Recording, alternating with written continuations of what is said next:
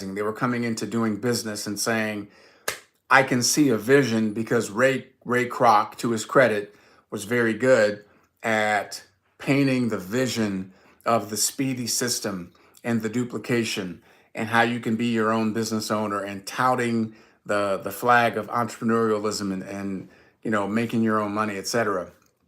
He was really, really good at that. So people step into that realm, and even though they're going to take on debt to open up a franchise, they do it knowing, with a belief and a confidence that it's going to work. Think about that. Think about the number of multimillionaires that the McDonald's Corporation has produced that had never in their life done any kind of business entrepreneurialism, had no experience, and they came into the McDonald's arena and they became self-made multimillionaires by being entrepreneurs and leveraging the system and taking advantage of that system by the work ethic they put into it.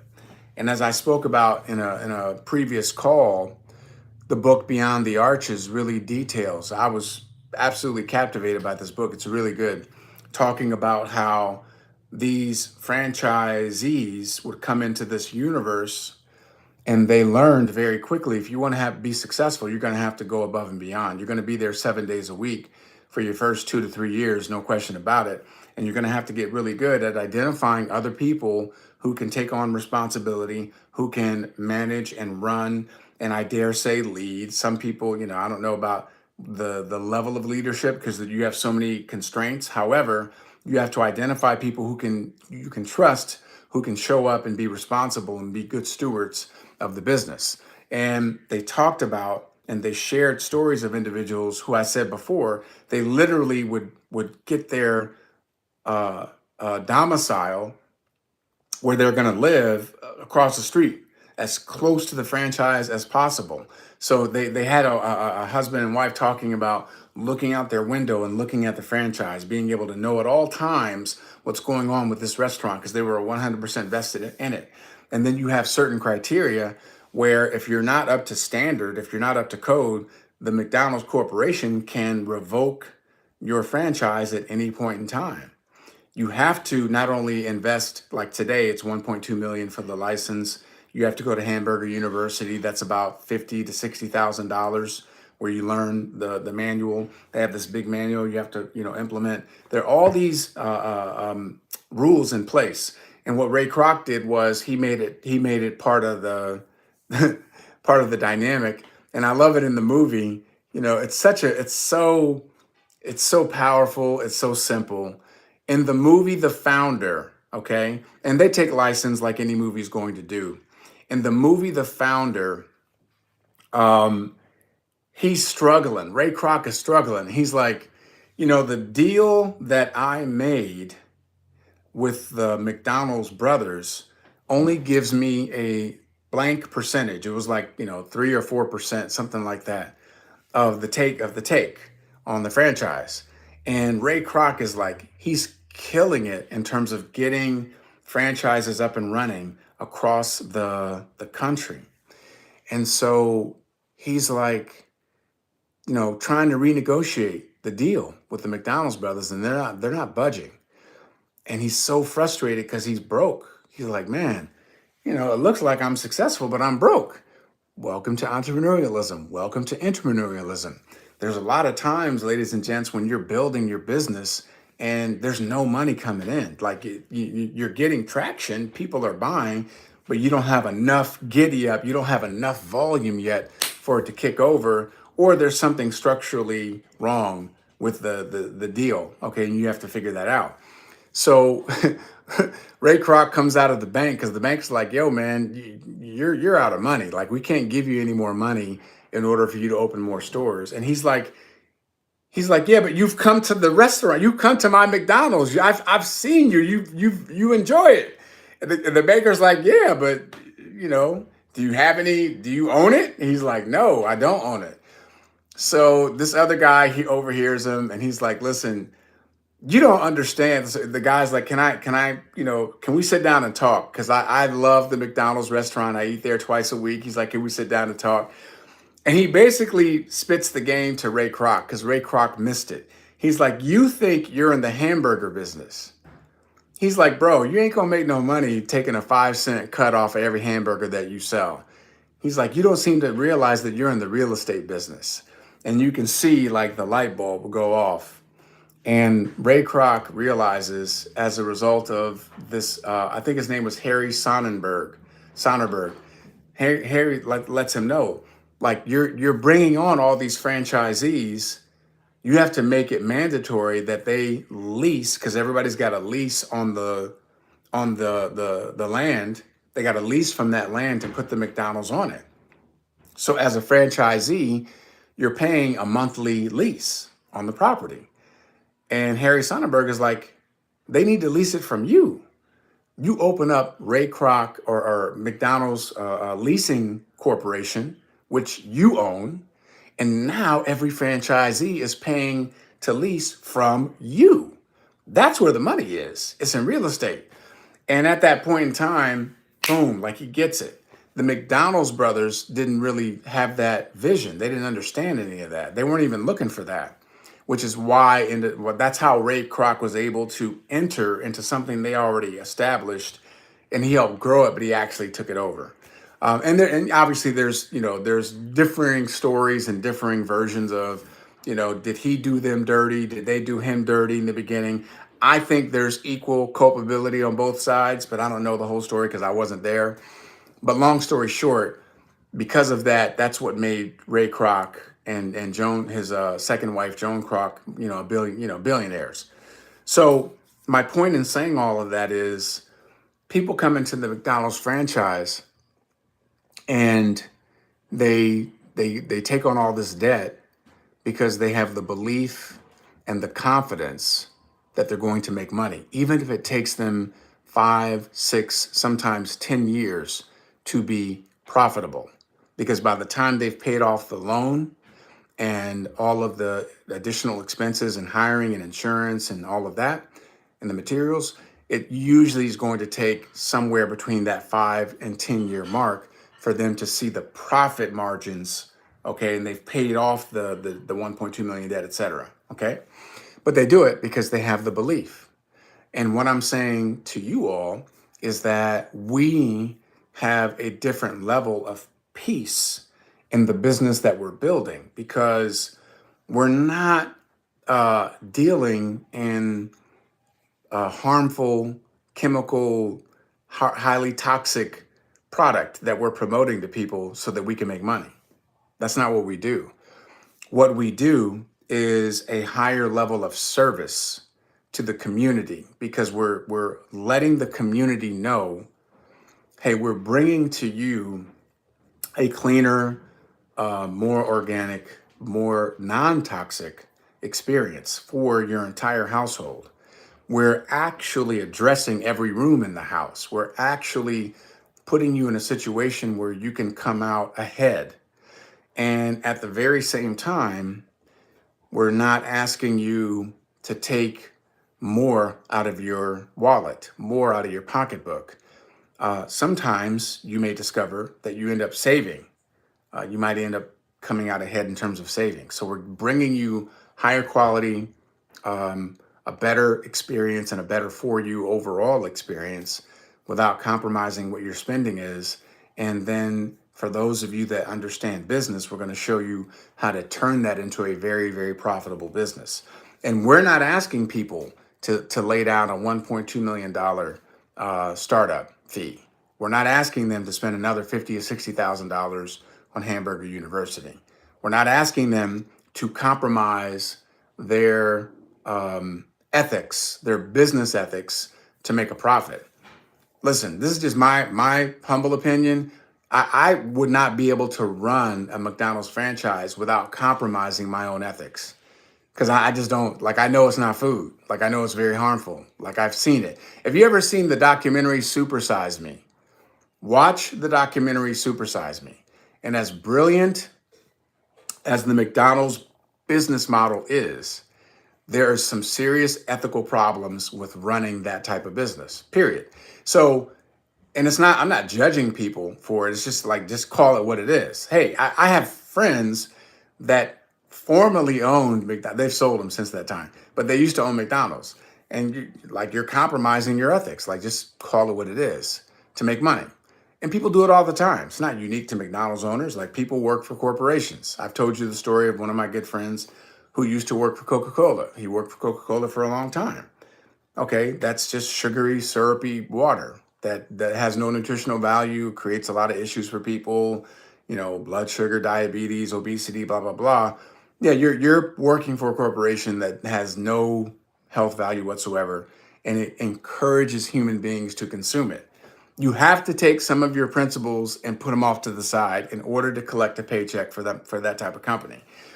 And so again, it's not unique. I think most of us who've ever worked for anybody has had to deal with that. So I'm not acting like I'm all high and mighty. Please don't mistake that. It's just an awareness. That's all. It's an awareness.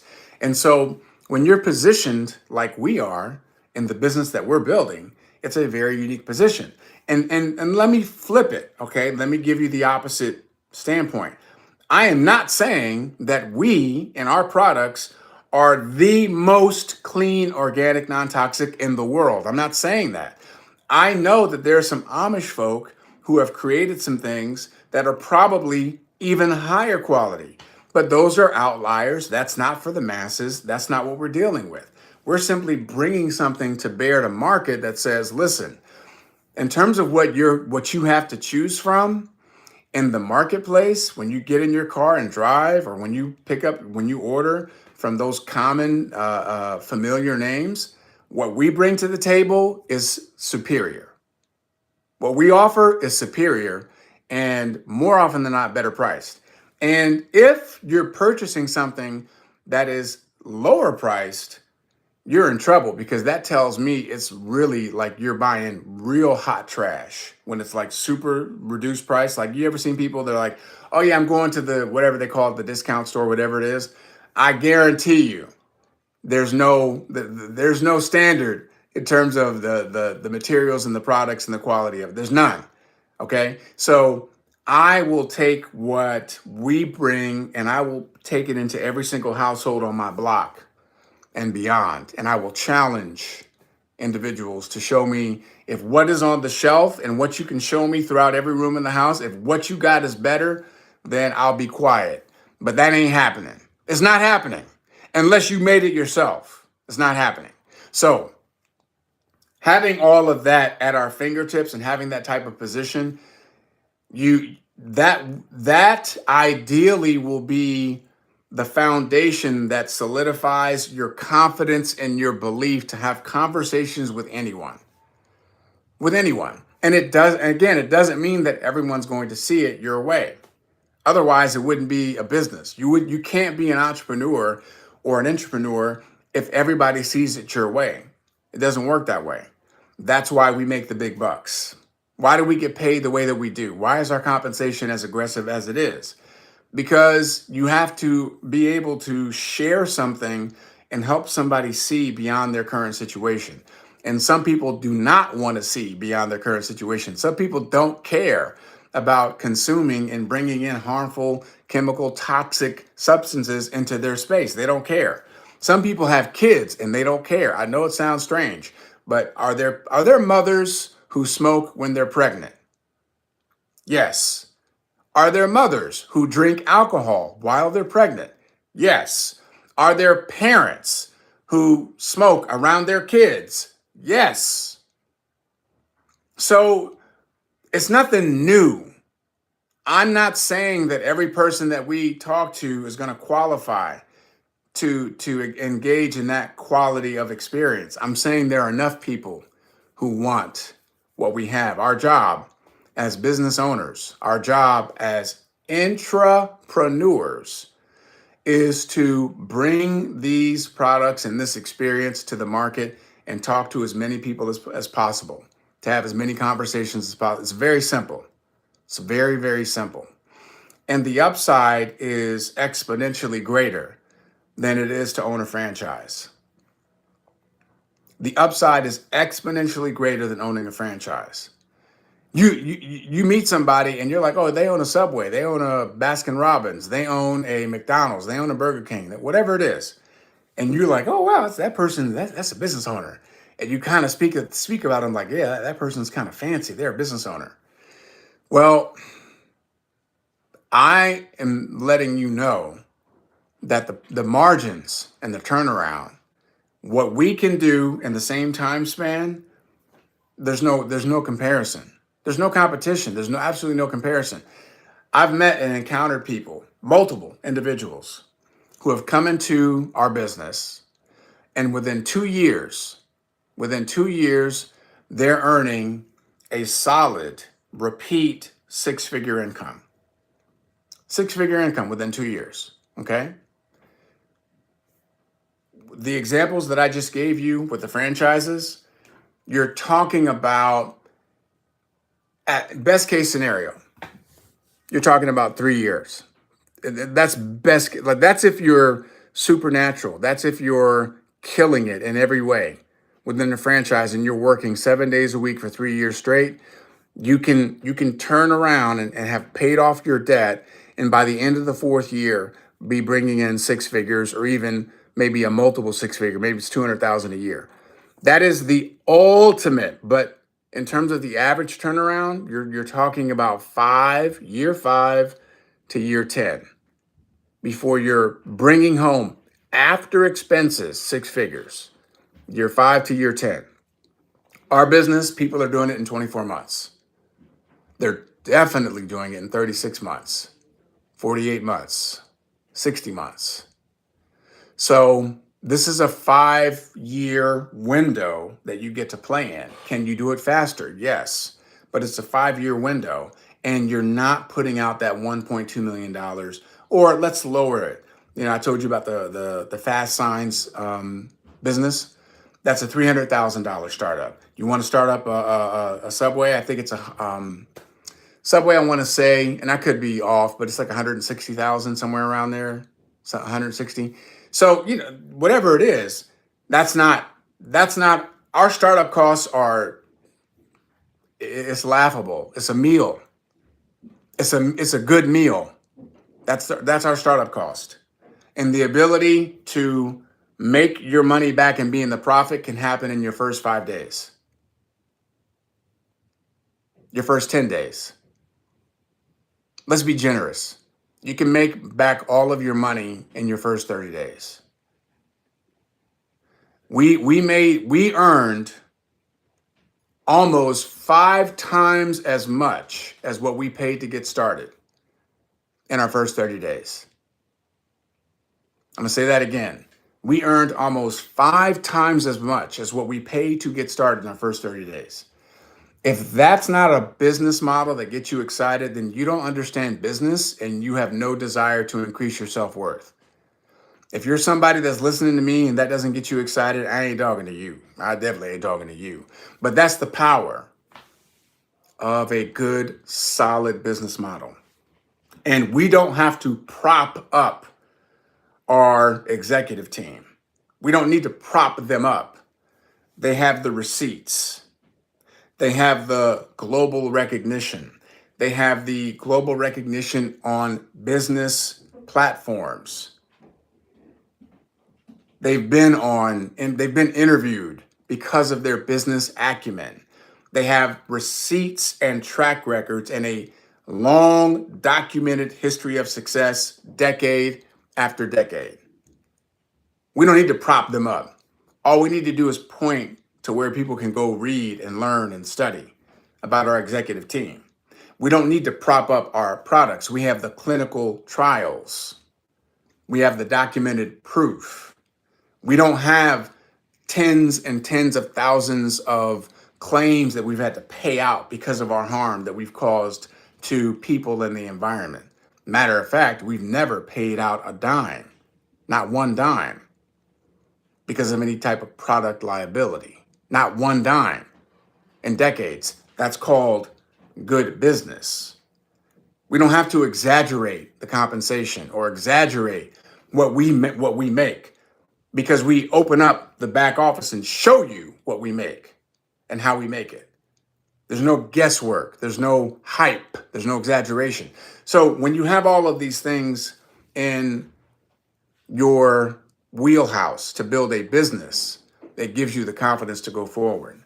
And then the people and how we move and our alignment, now you can be a part of something that you're proud of. You can have peace while you're building your business without crossing your fingers, without looking over your shoulder, without doing guesswork.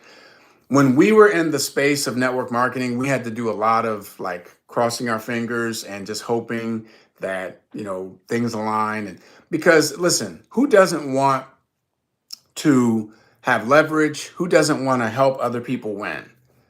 And I'm not saying this to castigate the entire network marketing model. I don't think you just throw it all out. I don't think that. I think that it's broken. I think there's a lot of things that need to be addressed. I think they can be. I'm not saying it's a lost cause. I'm just saying the way it's structured, it's set up for a lot of people to fail. Just the way it's set up, unfortunately. And are there examples? Yeah, there are a couple of companies that I'm familiar, that I'm there are a couple of companies that I've trained for that I can tell you, like, yeah, they've done a good job. And that's why they're still having success. That's why they're still thriving. It's just not the majority. It's the exception. It's not the rule. It's the exception. It's not the rule. And that's a problem. But it can be fixed. But that's not what I'm here for. That's not our issue. What I'm demonstrating to you is we separate ourselves from that world. We're simply a business. That's what we are. We're a business. And I've had people say, oh, well, it sounds like MLM to me. It's not. I know it does, but it's not. And I can give you the exact indicators and the separators of why. I'm happy to share that with you. We can have that conversation. Okay? No problem. But when you have the track record, when you have the numbers that we have, when you look at the billions and billions and billions and billions, I'm not with a B, billions of dollars paid out in commissions to people like myself that like to share. I mean, it's a different level. It's a different world. So I'm not here to compare apples to, diamonds. Like I'm not, that's silly. It's a waste of breath. It's just silly. I can give you a manual on apples and I can give you a manual on diamonds and you can figure out why they're very different. We're just different. That's all. We're just different. So that being said, ladies and gents, I think it's important that we talk about your aspiration. I think it's important that we get into what it is that you want to get after. What are you pursuing? What do you want to create? What level of freedom do you feel like you're worthy of? It's a conversation that's not being had enough. It's not being had enough. There's not enough time devoted to your dreams and your goals and your aspirations. There's not enough time that's devoted to you being challenged on your self-imposed limitations, on the default setting that is your mindset and your habit patterns. You can be in this call with me right now, and I'm looking at, I can see some of the comments here. Yeah, exactly. People are set up to fail. And so I know that you all understand what I'm saying, in that we're born to win, programmed to lose. We don't engage nearly enough in our dreams and our goals and our aspirations. We don't challenge our own limitations. I definitely know that we're leaving a lot on the table. I'm leaving a lot on the table. I get up every morning and I look at, how did I do the day before? And I have to assess, did I put forth my best effort? How did I maximize my day? Where did I fall short? And then how can I be better today? How can I show up better today?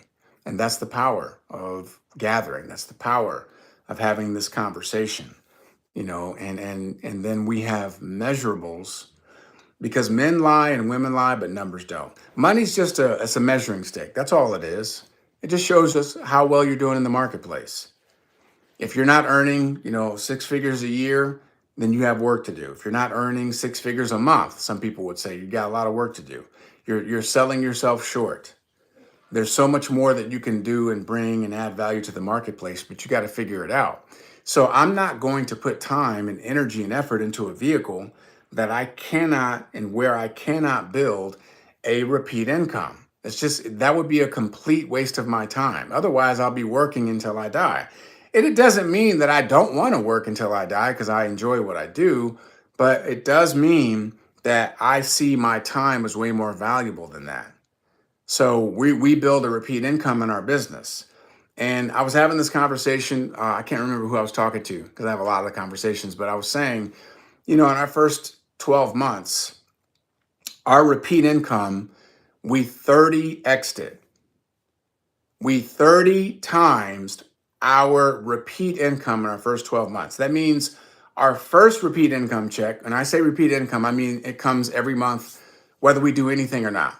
Whether we do anything or not, if we don't ever touch it again, here's the amount that's coming every month. And what we did in our first 12 months is we grew our repeat income by 30x in our first 12 months. You have bills that come every month, right? Whether you like it or not. Do you have a repeat income that comes every month, whether you like it or not? If you do not have a repeat income, if you're not consciously building a repeat income, here's what you need to do. You need to drop everything right now and get in touch with me on social media, okay? Send me a direct message. You can send it to me on Facebook, Instagram, say, hey, Ed, I got questions. Like, I'm not doing that, and I need some assistance right now because I don't want to continue to live my life having bills that come every month and not having a repeat income that comes every month, because that's insane. If you understand what I'm saying, if you're picking up what I'm putting down, then take some action on it. Like, don't be afraid to have a conversation. And certainly, you need to figure out a way to start engaging your life at a higher level of income instead of just being a paycheck player. So I want us to switch gears right now and get into a higher level of conversation with all of the entrepreneurs that are here. And remember, an entrepreneur owns the whole thing. So an entrepreneur buys the real estate, pays for the training, pays for the hiring and the firing, pays for the materials and the supplies, takes on 100% of the risk, and then has to figure out how to assemble individuals into that particular dynamic and get them together and hold them together long enough so that that person, that man or woman, can get their money back and then start getting significant profit. We are entrepreneurs because everything has already been set up for our success. We have the support, we have the infrastructure, we have the high quality products, we have the system of distribution, we have the price points, we have the ability to communicate at a very high level and deliver a world-class experience. Our job is simply to have conversations. So the entrepreneur has less risk, has a lower point of entry in terms of the initial payout. Well, what's the startup? The startup is the cost of a very good meal. And then we have the ability to create profit, and we could build the profit and the margin as big as we want because it's based on our effort. It's based on our ability to go out here and get after it. So that's my message to you guys on YouTube. Thanks so much. If you got some value, please like and subscribe. Share this message if you know some people that are working and they're overworked, underpaid, they're living check to check, they're behind the eight ball, they got debt, they have no way out, and they don't know what they don't know, and they think they know. Share the message. Let's get people educated. Let's get them on the right path. We'll see you guys soon. Now let's move on to the higher level of conversation with our team.